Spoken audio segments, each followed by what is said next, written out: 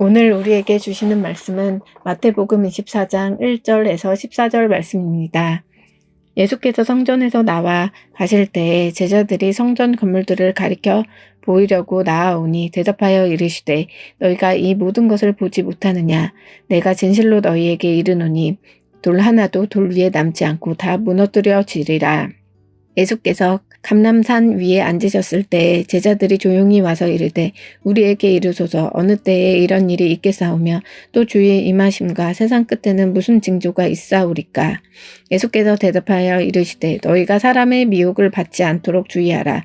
많은 사람이 내 이름으로 와서 이르되 나는 그리스도라 하여 많은 사람을 미혹하리라. 난리와 난리 소문을 듣겠으나 너희는 삼가 두려워하지 말라. 이런 일이 있어야 하되 아직 끝은 아니니라. 민족이 민족을 나라가 나라를 대적하여 일어나겠고 곳곳에 기근과 지진이 있으리니 이 모든 것은 재난의 시작이니라. 그때에 사람들이 너희를 환난에 넘겨주겠으며 너희를 죽이리니 너희가 내 이름 때문에 모든 민족에게 미움을 받으리라. 그때에 많은 사람이 실족하게 되어 서로 잡아주고 서로 미워하겠으며 거짓 선지자가 많이 일어나 많은 사람을 미혹하겠으며 불법이 성함으로 많은 사람이 사랑이 식어지리라. 그러나 끝까지 견디는 자는 구원을 얻으리라. 이 천국 복음이 모든 민족에게 증언되기 위하여 온 세상에 전파되리니 그제야 끝이 올라. 아멘.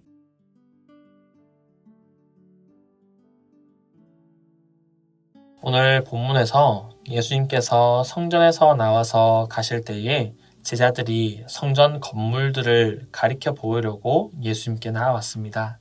그러자 예수님께서는 대답하여 이르시되 너희가 이 모든 것을 보지 못하느냐라고 오히려 말씀하십니다.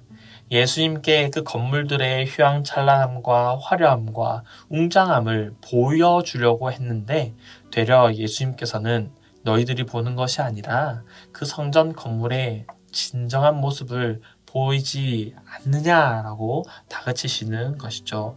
그러고 그러한 건물에 대해서 성전 건물에 대해서 돌 위에 돌 하나도 남기지 않고 다 무너뜨려지겠다라고 예언하십니다. 성전이 무너질 것을 예고하자 제자들은 종말의 징조에 대해서 묻습니다. 주님께서는 일어날 징조와 이를 대하는 자세를 가르치십니다. 마태복음 24장에서 25장 말씀은 예수님의 마지막 가르침인 종말 이야기가 시작됩니다. 그 가르침의 방점은 그날에 대한 예측이 아니라 그날을 위한 준비에 있습니다. 사람의 생각으로 어느 때에 무슨 일이 일어날 것이다 예측하는 것은 어떠한 유익이 있습니까? 그것은 앞 일을 대비하기 위함이 그런 예측이 필요한 것이죠. 하지만 하나님 나라의 종말, 하나님께서 말씀하시는 이 마지막 때를 예측하는 것은 사람으로 하여금 어떠한 유익도 줄 수가 없습니다. 그 날은 세상의 종말이요 하나님 나라의 완전한 시작이기 때문입니다. 성전을 떠나시며 예수님께서는 다시 그 성전을 찾지 않으십니다. 더는 기회가 없다라는 뜻이죠. 사람들은 성전의 위용에 마음을 빼앗겼지만 주님은 회칠한 무덤 같은 성전에 감춰진 실상을 보셨습니다. 외식과 허영을 배영한다고 하면서도 신앙의 본질 아닌 것에 현혹되거나 누구를 현혹하고 있는 것은 아닌지 우리는 돌아보아야 합니다. 교회의 건물을 지향한다. 크고 풍성한, 크고 웅장한 건물을 지향한 것이 아니다라고 이야기하면서 우리의 실상 마음은 그런 것들을 바라고 원하고 있지 않은지는 우리의 마음을 돌아보아야겠습니다. 예수님께서는 그러한 성전을 보시며 돌 위에 돌 하나도 남지 않을 것이다 라고 이야기하십니다. 눈에 보이는 것을 따라 살면 하나님께서 원하시는 삶을 살아갈 수가 없습니다. 우리는 눈에 보이지 않는 하나님의 말씀을 따라 눈에 보이지 않는 것을 믿음으로 구하며 살아가야 합니다.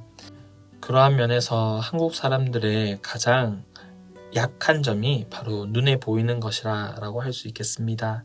다른 사람들의 시선에 의해서 나의 신앙을 그리고 나의 모습을 결정하고 있지는 않은지, 나의 상황과 환경에 따라서 내 삶을 결정하고 있지는 않은지 우리는 돌아보아야 합니다.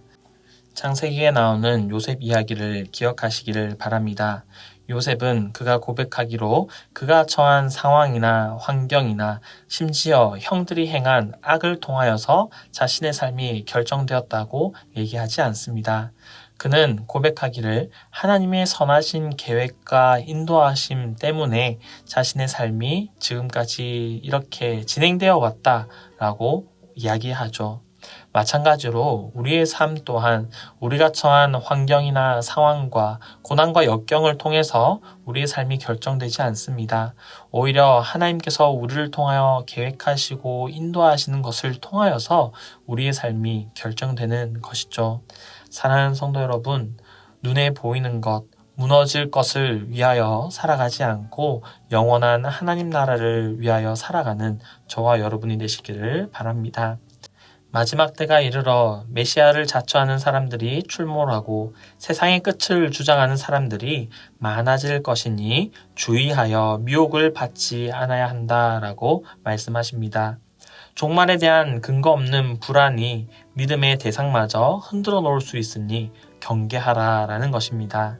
진짜를 제대로 모르면 가짜에 미혹되기 쉬우니 진짜를 잘 붙들어야 합니다. 우리에게 주신 단 하나의 복음, 예수 그리스도를 통하여서 하나님 나라를 소망하고 하나님 나라를 꿈꾸며 지금 이 땅에서 하나님 나라를 이루어가는 저와 여러분이 되시기를 간절히 바랍니다.